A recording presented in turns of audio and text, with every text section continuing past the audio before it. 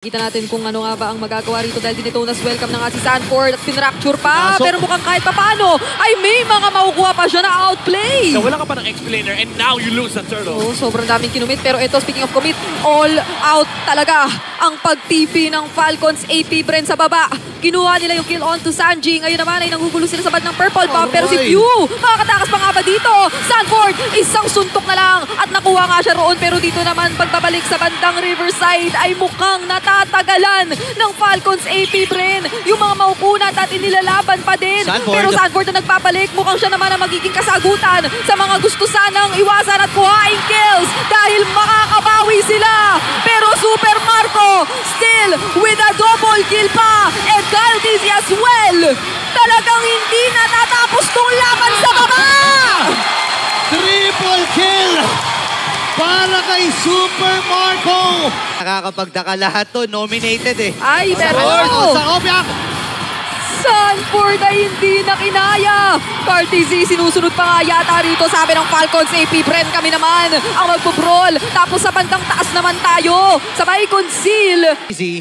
Naghahanap, hinahabol. Ay, ayan na. Medyo napagitnaan dito si Cartizzi. Tapos hinatak pa ng kinopyang Divine Judgment ni Kapitan. Hindi ka na pinatakas.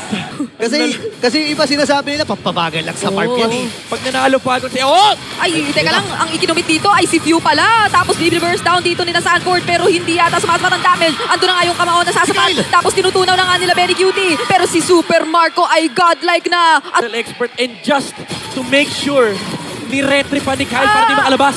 JP! Grabe, pati si JP dito. Pero may clutch na Divine Judgment. Kaya naman si Few ay mapapunish doon. Pero aabante na nga yata rito ang Liquid Echo. Pero mahanap si Benny Cutie. Pero buhay pa din. Hindi makukuha ni Kyle Dizzy. Pero hindi din. Simula na dito ang Bees. Gugulong-gulong si Far. Nakakonceal. Ayan na! Kaso galing sa likod na naman si Ogun. Pero natutunaw na yata siya ngayon ni na Benny Cutie.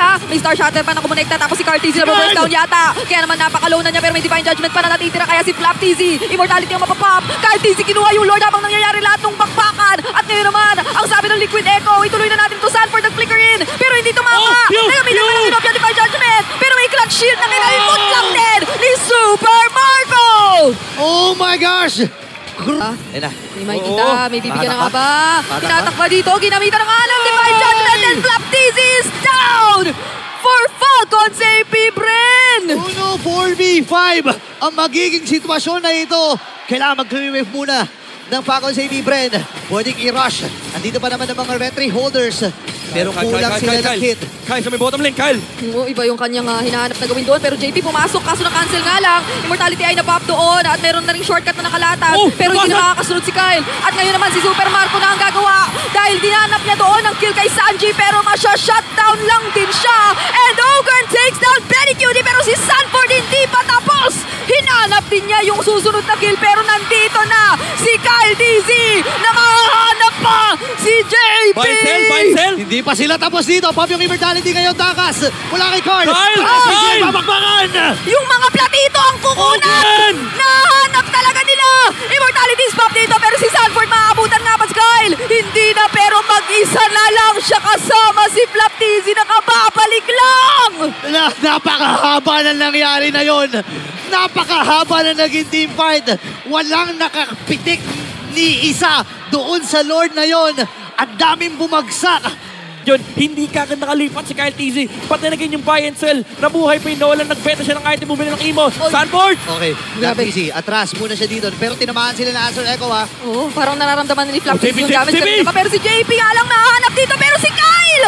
Ang unang mabibitas! Si Super Marco gusto sanang kumalmot. Pero makikita mo na yung damage ng pinagsanib puwersa ng Liquid Echo dito sa bandang gitna. At tatlo ang tutumpa! 3-4-1.